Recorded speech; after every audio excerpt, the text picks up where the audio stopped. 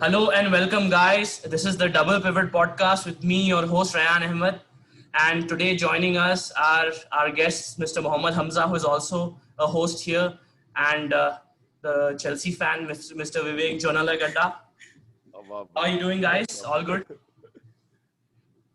All well, thank you. Thank you for having me. It was a crazy weekend of matches, and today it's just going to be a very light-hearted Q&A session where our viewers have sent in some questions and for our guests, and they would love to hear your answers on them. So let's get it started. Let's not wait, and let's get it started. So the first question, Vivek, this has been sent in by Mr. Chaitanya, Zen, Azam, Osama Azam, and Umair. Should Manchester United be worried about the first game performance, and how long does Ole have? Should he be worried? Well, first, did all four of them send the same question, or Yeah. did they work on it together? Probably they worked on it together. They No, I think first to come up with this question. I think they sent similar questions. We basically just framed it. I didn't expect an answer, man. I was just joking. Okay, anyway. I think there is the reason to be worried. Performance is one thing. The other thing is their squad, the composition of their squad.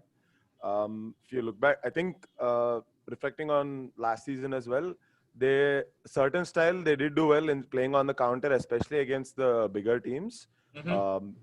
Against the smaller teams, they got a lot better after signing Bruno Fernandes, and they were able to, break down those those deep lower blocks. line of defenses. So, but a first game didn't show much at all. As in, I don't know if they miss even. I mean, Greenwood didn't start the game, and even that kind of had it showed in the performance.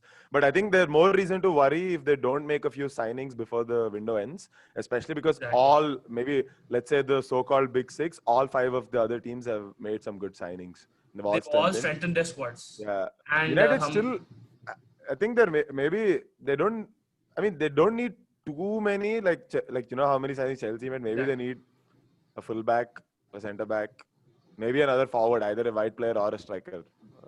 But there is reason to be worried if they don't. And Hamza, I just wanted to ask you the same question. And another small sub question I would like to add to that is, do you think, as Vivek said, the forwards, and they've all obviously been linked with Jadon Sancho and all, and do you think the backup striker who is Odion Ighalo, do you think he's good enough? And No, I mean, definitely not good enough. I mean, I think just like what Vivek said, I mean, I think they have a few issues to address. I mean, I personally predicted them to finish in the top four before, but after the signings in the last week or so, I think I'm going to change my prediction. I think they'll do well to finish in the top four if they don't sign anybody. And I mean, I think Oli, I think the question was, I mean, how much time does Oli have? I think probably this season. I mean, I think this season, if they manage to finish into the Champions League places, and then also probably have a cup run or just show some signs of playing well against the top teams, I think they might give him another year and then go from there. But if he doesn't finish in the Champions League, I think I really can't see them continuing with Oli. I want to get into that. Sorry, Vivek, continue. All right. So I don't agree that Ighalo is not a good backup striker. I think he is. He gives them that direct option. He's not going to be a star striker, the main goal scorer and all of that, but I think he's a good option to have off the bench. And but they still do need somebody ahead, because if even one of their front three is missing, they do seem to be lacking the cutting edge. Daniel James, I don't know. I mean, maybe he's a squad player at best for United, somebody like United. And regards to Ole staying or getting the sack, I personally don't like speculating on especially sackings and things like that. But yeah, if they don't, I don't think he'll get the sack soon, unless they just completely continue playing implode in their way. Unless they implode, especially because they tried, the names of Mourinho, Van Gaal, and they seem to be going for this approach now of their ex-player. And but I don't know. I'm not completely convinced with Ole myself. There are things he's good at. Maybe, I don't know, talking about their heritage and keeping them, sticking to the ethos of the club. Exactly. But I've Tactically, I seen, was. yeah. I mean, the counter attack against the bigger sides, yeah, he set them up well, and they have the players for that because they're all pacey and yeah. AC direct But I plays don't know. mostly. Let's see. Yeah. I still don't know what to And say. I'd like to I mean, add I a think. little bit to this. Sorry, Hamza, just a moment. No, no, As he go said, ahead. this trend of ex-players becoming managers, not just Manchester United, many other teams have also gone with that approach. As you can see, Chelsea, and you've got Arsenal and other Pirlo, teams as well. Juventus. Juventus, exactly, Pirlo.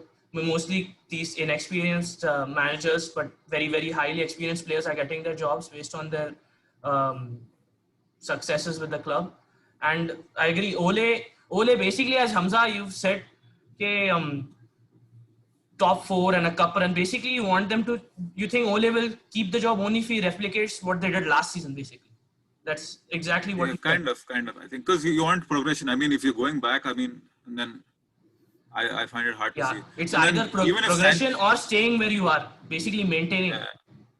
I mean, I'm saying this because even if Sancho comes, I honestly don't think they can even Their defense is challenge for still the not league good title enough. because Their defense is still not good defense is enough. not good enough. And even like tactically, I mean, if Sancho comes, they'll be on the same level as United. Exactly. I mean, as Liverpool, City, and then Chelsea, and then you need some tactical flexibility and like you need the manager to basically have a plan. So, I mean, I'm not personally convinced that he has like a plan and a structure which he's following. So that's what I think. Exactly. I think to an extent, that is not to say he doesn't know what he's doing, but the question was how long does Ole have and whether he should be worried, right? I think it's more for. I think it should be more something along the lines of should United fans be worried about what's going to happen this season more than Ole worrying about the job.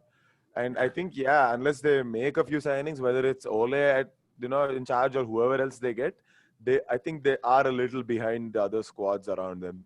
So. Their squad depth is their biggest concern. I don't think Ole is the biggest concern. The squad depth, they're fighting on four fronts. I don't think even if one key player gets injured, then they don't have good enough backup options. As Vivek mentioned, Daniel James, squad player at best. In my personal opinion, I won't even keep him as a squad player. He should be binned to the lower leagues. He never deserved to come up. I'm not going to be harsh. I apologize. Just moving on to the next question, and this was sent in by Syed Akbar. The top six race is going to be really challenging this season with the likes of Wolves, Leicester, Everton all strengthening their squads. Guys, who do you think might be the teams that miss out? Let's start with you, Hamza. Like from the top six, or like if When you think about the top six last season and the general big six clubs that we have. Yeah. Out of those, who do you think might miss out on the top six this season? Considering these teams who didn't finish in those positions, barring Leicester, they've strengthened, right? So who do you think those might drop out? I mean, it'll be interesting. Like again, a lot of teams have spent well. I mean, and then Wolves and Leicester and Everton, all three teams, I personally think are really impressive, settled. I mean, and then have good managers. And made the right signings. I think out of those three, I think Everton and probably Leicester, I think might have the consistency to finish in the top six. But again, I don't know who will drop out. I mean, if like United have like a really, really bad season, they might. But again, they might. I don't think I don't think they'll finish outside the top six. And Arsenal are playing well. Spurs with Bale and Kane and Son, I think look good. I mean, so it's tough. I mean, I think it's tough for those three teams to break into the top six. It'll be interesting to see, but I personally think it'll be the same top six, like the big clubs will be there, and probably then Everton, Leicester, and Leicester. Vivek, specifically, I would like to ask you about Everton and as a Chelsea fan yourself, you have experienced Ancelotti, one of the better coaches of the last couple of decades, and the signings he has made, especially improving a midfield that was very unbalanced. How do you think Everton? And actually, do you think Everton will push really, really hard for a top six spot or probably even a top four spot? I would like your opinion on the strengthening of a bit of Leicester and Wolves as well. Okay. Everton, okay, I think it's a discredit to say they're unbalanced before, but they've changed their entire midfield right now. And I think one of the signings that's slightly going under the radar is Alan from Napoli. Napoli. I think he's a really good player, both defensively and on the ball. And based on the first two games, they're doing well. And just going back to the earlier question, I think I agree with Tamza to a large extent. The whatever the traditional big Traditional six, top whatever you want Traditional to top call it, six. Let's go with they that. do. Their squads still are stronger, at least on paper, compared to Everton, Wolves, and Leicester. But having said that, all three of Leicester, Everton, and Wolves, they are doing well. They're punching slightly above their weight. They're they're reaching out. They're trying to get to that next stage. What was the other question about? Sorry, you asked something about What is Everton. your opinion on Leicester and Wolves, Absolutely. and do you think they'll be able to keep up? They'll be Last thereabouts season. close to top 6. I don't think they'll be close to the top 4, even Everton. If they do, credit to them, of course. But I think the defense is. I mean, yeah, they will. Everton and even Leicester. I think I don't think we should be Even thinking pushing. too Yeah. far ahead because it's only 2 games in, and Yeah. season's going to come thick, and there's going to be games every 3-4 But there days. are really promising signs, especially from Everton. Yeah, but we have to wait. We can only time will tell if they can sustain it over the season, especially this season, because every 3-4 days. Now I just said they're playing Alan Dokore and who's playing ahead of them? Andre James Gomez. is playing from the right. James is Andre playing from the Gomez. Andre Gomez is playing. So yeah, they're all playing well. We haven't seen them yet without one of them, and all of them. It's very unlikely that all of them will play every single game. Exactly. So I mean, they do have some options. Like Gylfi Sigurdsson has been coming off the bench. So Tom Davies, their I don't know. youngster. I don't think we should be jumping and making conclusions yet. It's too It's early. too soon. Exactly. I agree with you. But yeah, I think they'll be thereabouts top 6. Maybe if one of them has like a really good run, they can make it. But top 4, I think, is a little out of reach. And I think another question. even if they don't finish in the top 6, I think it shouldn't be regarded as like a failure. I mean, yeah, definitely. I mean, that's what I'm saying. On paper, the six teams that we consider the top 6, they have significantly stronger squads. It's about whether they perform to the level that they are capable of, and Everton, especially Everton, with the signings they've made, they've really solidified that midfield. They've got a box-to-box player in Doucouré, who's solid Premier League level player, and Alan Vivek, as he mentioned, a very, very solid defensive midfield option. And Andre Gomez, been there for 2 seasons, but very, very talented player. And obviously James, he has brought that creative spark to that midfield.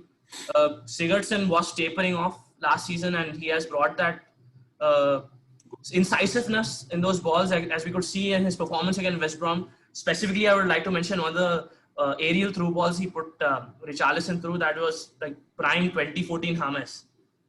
And I'd just like to add to that. Out of those 3 teams, if one of them makes it into top 6, who do you think is the most likely to drop out of the top 6? At this moment, you might have to say United, but again, transfer window is still open, so let's see. Exactly. I mean, I'll agree with that. I think United. I don't necessarily. I'm not saying they will, but of the 6 right now, the way they're playing, there's a big chance. This could be recency bias also, based off of what's happening, but don't know. Yeah, that's it. I personally think maybe Spurs might drop off because of the fixture schedule, because of their fixtures, and they have a big schedule, really condensed fixtures. And as I mentioned, Spurs. The next question from the host of Chasing Green Arrows, Mustafa Ismail, is: can Mourinho get the best out of Bale and company, as in Reguilon, Kane, Son, and the other stars that Spurs have? I would like to start off with you again, Vivek. Best out of Bale. So that's a question mark, because honestly, I don't know what level Bale's at right now, because we've barely seen him play for the last year. But he does have the athletic ability, and talent-wise, there's no doubts there. I think he can, if the players buy into what he's trying to do. I think Reguilon is a big upgrade for what they have. They have Ben Davies. I know Danny Rose is there, but he's not. Danny Rose, most likely. And No, he's gone. He doesn't even have a squad number. Yeah. So Regulion is a good upgrade there. I think they made some smart signings. Højbjerg and who was it they signed? Doherty. Somebody else. Right back. Matt Doherty is also a good signing. It was the fullbacks last season. I was like, they need something there. The fullbacks More were dynamic. Aurier. I mean, personally, I don't think he's. I mean, maybe backup is fine. Defensively, he's very poor. So And you missed out they made another some- signing, Joe Hart as well. who else? Joe Hart, yeah, backup. So backup, that's fine. And who else is have? I think that's it, right? Yeah. So with the good restrictions they have, especially considering they said they don't have money, I think they made some smart signings. Smart So signings. to be around there, they'll be around top 4. They might make it a top 4. You don't know, which I can, but I think they'll be in and around there. So yeah, I think they can get the best out of it. Now. They'll If he's fit enough and playing Yeah. motivated. I think he's out till like mid-October anyway. November, first week of November, the latest. Really? Okay, let's see. Somewhere. So hopefully he gets to play consistently after that. And I rate Son, I rate Kane quite highly. And yeah, I don't know what your views on Kane, but he's a I would good- like to good striker. I ask. think he's a complete striker. Yes. Hamza, talking about Kane, obviously he's probably currently one of the better strikers in the Premier League right now. But the question is, do they have an adequate backup? And I would like to ask your opinion and add to that question by saying, is it essential for Spurs to sign another striker, a good striker, to back up Kane? Yeah, I mean, I think definitely. I think they've haven't really had a proper backup for him. I think they tried. Even Pochettino tried. I think Lucas Moura in that position when Kane was not fit. They sometimes try Son. So I mean, that's definitely a problem. And Kane's injury record. I mean, it's like, I mean, you never know. I mean, there's always. And I all think the so many fixtures they've got. I think he always pulls a hamstring or something. Kane's. You never know. Exactly. So, I mean, Can I- yeah, go ahead. Wait. Yeah, can I say something in between? So, number one, it's extremely hard to get a backup for Harry Kane, knowing And that yeah, I know. if he's fit, he's going to be the number one. Yeah. because Yeah. He actually is a complete striker. I know people Yeah. might just see his goal scoring record, but He's complete. his passing is incredible. His back to goal is really good. Yeah, naturally he's not fast, but he's not. I mean, No still slouch. makes up for it. Yeah, he has the the footballing mind. He is so good, and with his left foot, right foot, header, long range strikes. So it's very hard for them to get a backup who's willing to accept that role. So the within their squad as a second if Harry Kane's unavailable, they can probably play Son and now maybe even Bale because Bale's played there as well. So they have to make do with something like that, or Mourinho's tried like 3 quick players like when he did with Hazard, Willian and Pedro. He can try that with Son, Son, Moura, Bergwijn and or whoever, whatever. Yeah. So they have to find a solution for that. And the other thing is, I think Kane really only picked up injuries maybe last season. Before that, season he was before actually- also. He picked up season before. Yeah, but till that point, he played pretty almost every single game. Like he's not. I don't think his fitness is really that much of a reason to be concerned. I mean, fingers crossed. But yeah. Still, Hamza, I think I'd just like to ask by you. backup striker, Yeah. By Exactly. backup striker, I meant like, for example, like someone like Chelsea, like have like a Giroud, like someone who can just, like someone who can they can call on, and so that it doesn't affect the system, and then they don't have to chop and change a lot. So I think by that sense, a backup Milik type striker, a Milik.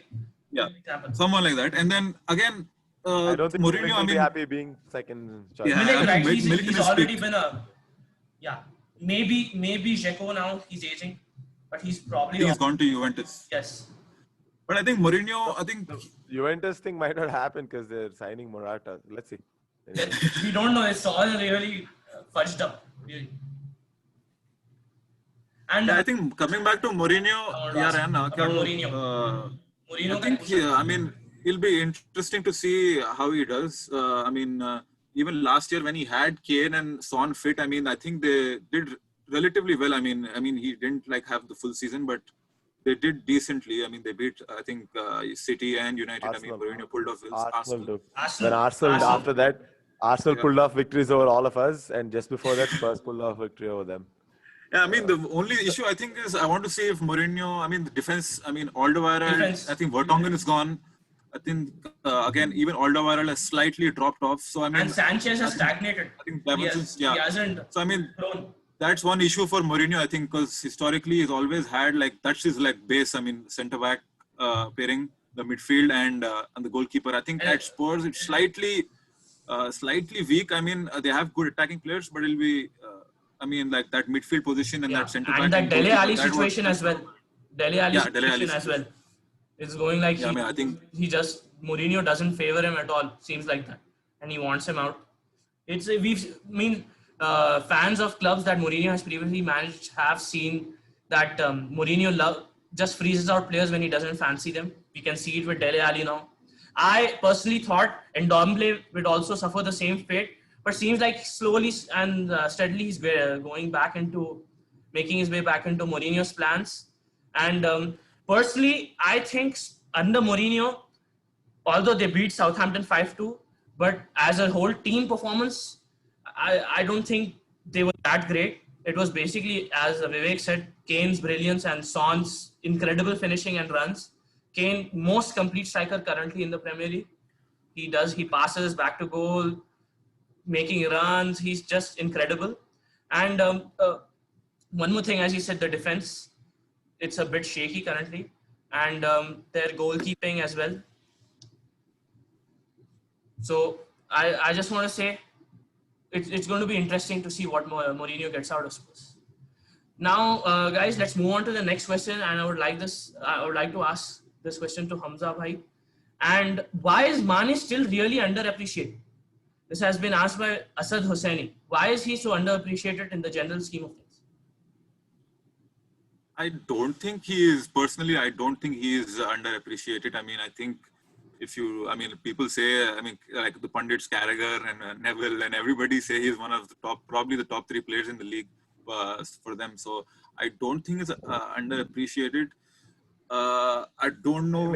Maybe he means in comparison to Salah.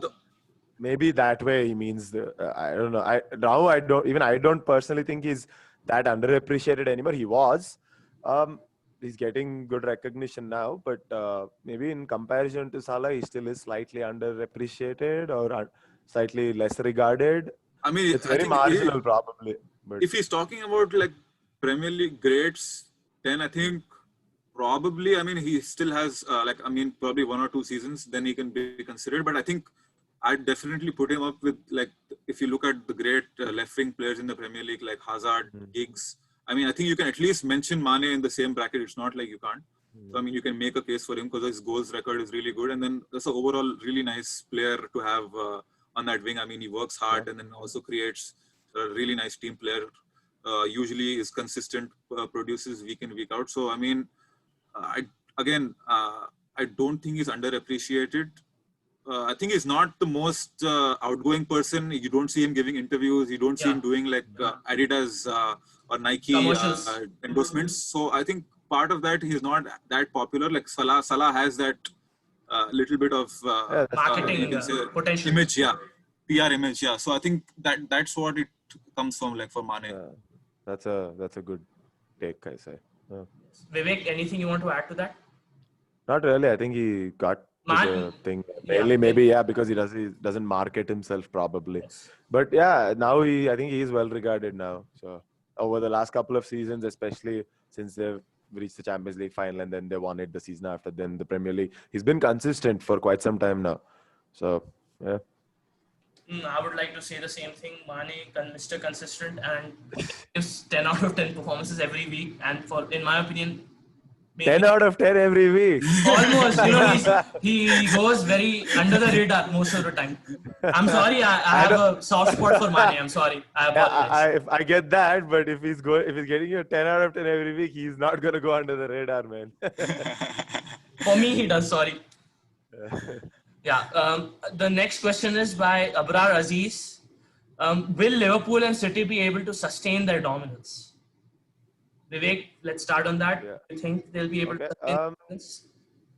So, let's look at them separately. Liverpool, see, if you look at their best players in the squad right now, at least for a few years, because all of their players are at like their peak years, or just they're just reaching or just reached their best years.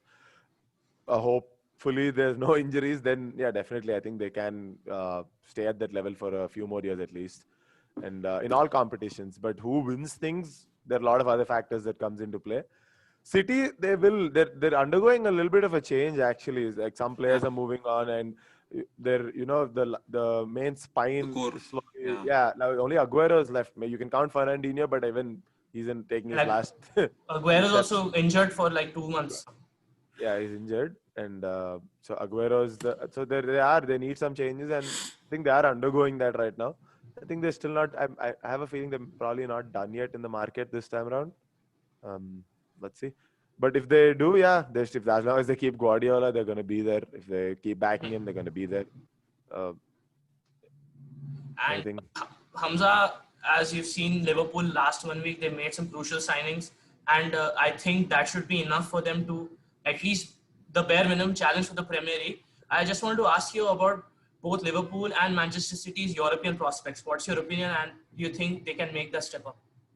Again, for Man City, they have to make the step up, but Liverpool, as I you mean, personally, I don't want to it to sound like bias, but I had Liverpool probably in the final, or I mean, you never know in the Champions League first, but my prediction is they'll deep in the probably knockout. be in the final, yeah, deep in the knockout stages, and they can even win. So, I mean, City, I mean, again, I'm not sure if they can. I think they'll be in and around, but depends on that day. But I don't see them like probably winning it or even being in like the final or something like that. Because I mean, I think they're still, like Vivek said, they're undergoing a change, and then yeah, I mean, I think they'll for this season in the Premier League they'll continue to be 1 and 2. I think I can see the other teams being close. I think Chelsea will probably be the closest, but probably this will be another last season where I see them finishing 1 and 2. I mean, the order, I think I have Liverpool at first and City second, but yeah.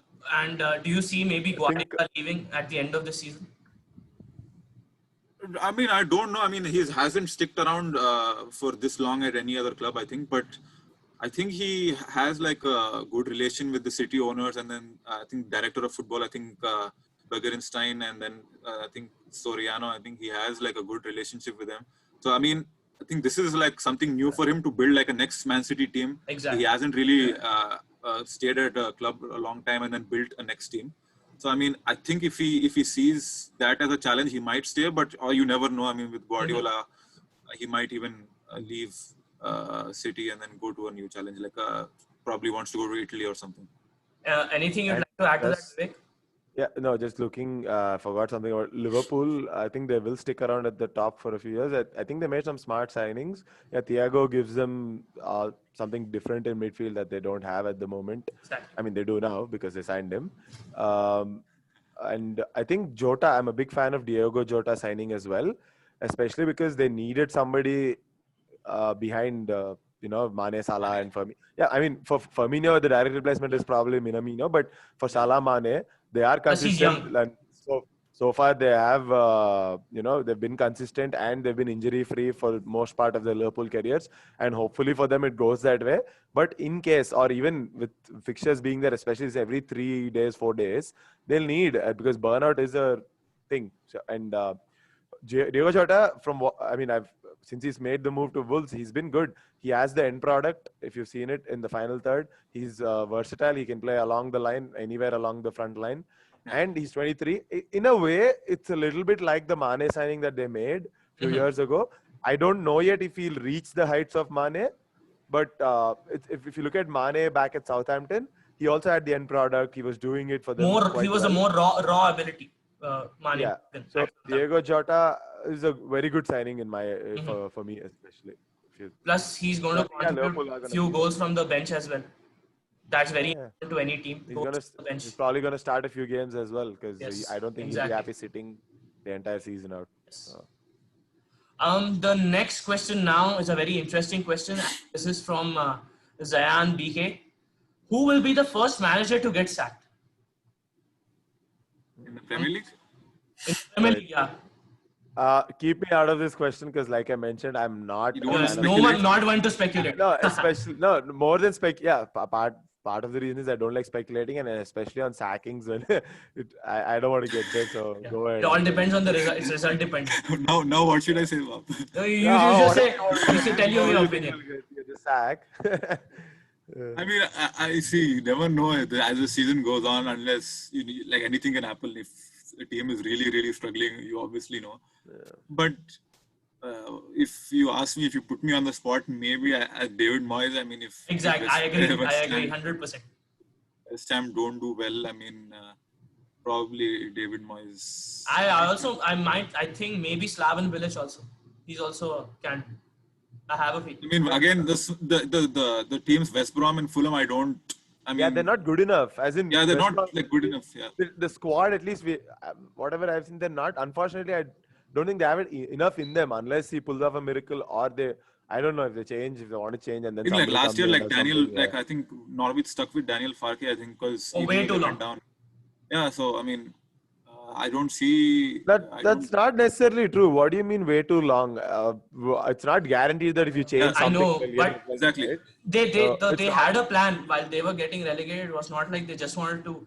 They just needed to stay up. I think getting into the Premier League is itself tough. The Championship right now is really tough. I mean, so I think they've Bilic and Scott Parker have got them in. I think they'll probably stay. But the question was, I mean, who would probably go out? I think if they don't play well, West Ham, they usually change managers quickly. So I think I was saying David Moyes. That's Okay. And Vivek, do you want to say anything, or are you still not going to say? Not really. I don't like speculating on a man's job. Let it be. I hope they And- all do well. That's all. And to wrap up, the final question of the day that has been posed by Zain Azam again is, what does Lampard have to do to not get sacked? And I would like to start off with Vivek specifically, and good end to the show on good Chelsea. end to the show. What does he have to do to not Not get get sacked. sacked. Not get sacked. Another Oh speculative yeah, sorry. question. Yeah. Why would he do something to get sacked? My bad. Uh, yeah. Zenma, are you watching? No, I just went through the questions and I read the question earlier with Zayn said at first match to get sacked. I'm like, Lampard get sacked, what? Anyway, I think people are jumping the gun a little bit based off the first two games. I don't think there's a reason to worry too much off of the Liverpool game. Unfortunately, the game came a little too early for us, early in the season. We weren't ready, and yeah, Liverpool deserved their win. Having said that, though, in the first half, I think we did. Yeah, they had most of the ball and most of the shots, but I think that was the way we That set up and Christensen read. tried to play on the counter, and opportunities wise, they didn't really have a clear cut chance in the first half. But anyway, the red changed it, and yeah, whatever. I'm not taking the result away from them, but I don't think it's a reason to worry too much, especially with players coming back and all of that.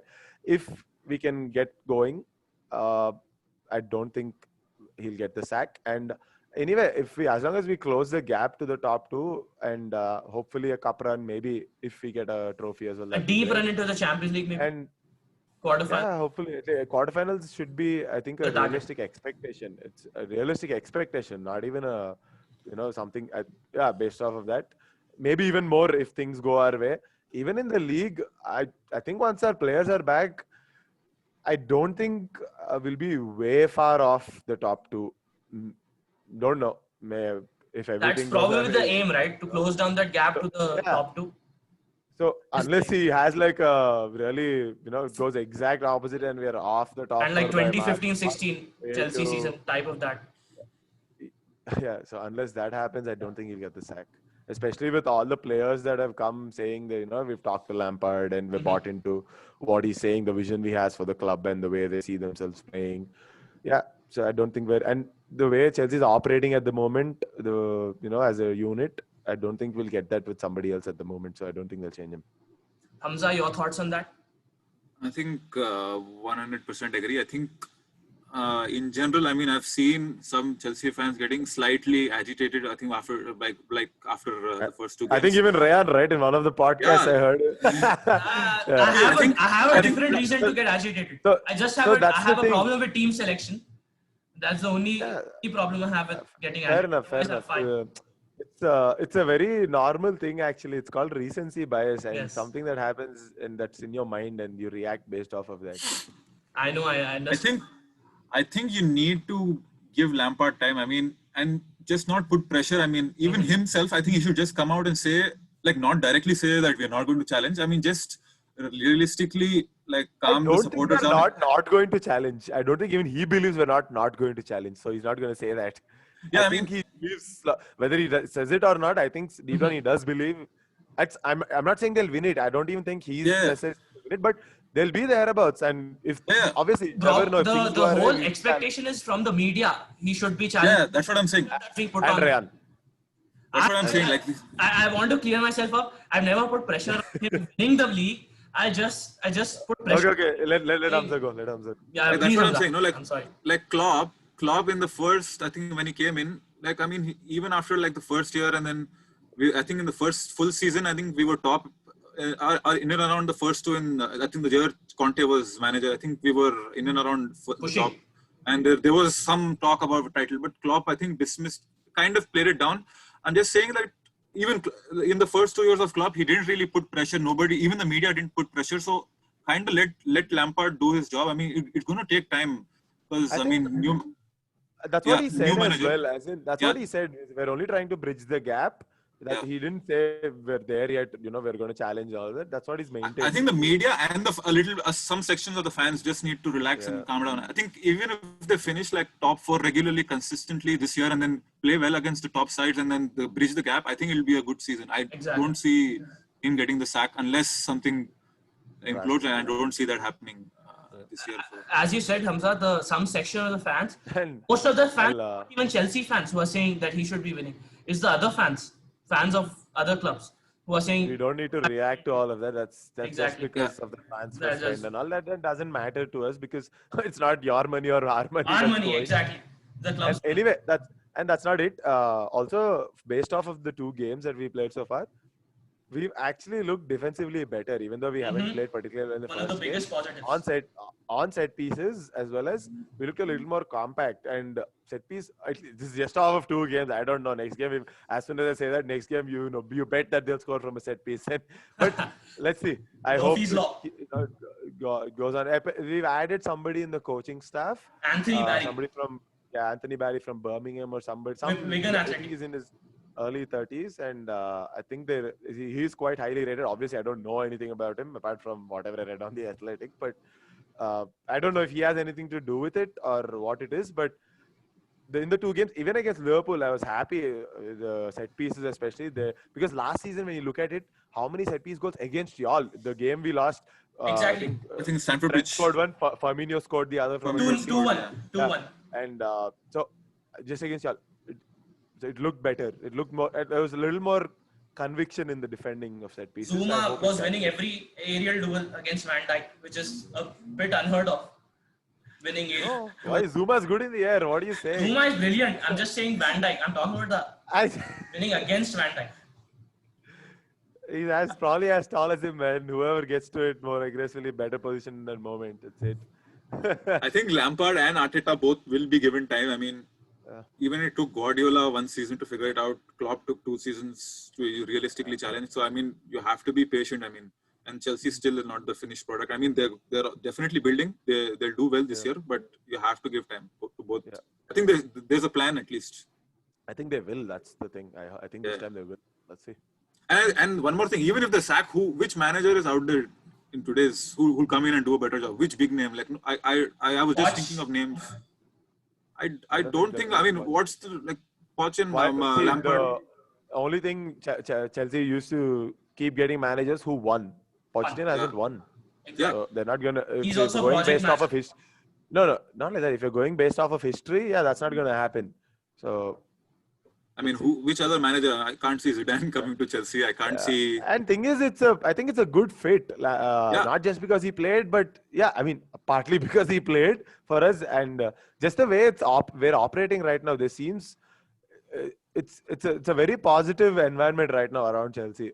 So with the back room check and Granovskaya and all of them and the players. It's just that maybe, partly what Rayan said, the squad rotation. And also, I think at Chelsea, there has to be a few players that are allowed to leave before the transfer window ends. Otherwise, squad balance and harmony will be a tricky thing. We have way too many players at the moment, first team players. And I think some of them will be I allowed to think leave. Emerson might leave Rudiger? and Rudiger might leave too. I don't know. Let's see. I think Tomori will Again, go on loan. Not one to No, speculate. Tomori should stay, in my opinion. So guys, that was a hell of a podcast, and it was a really interesting Q&A session.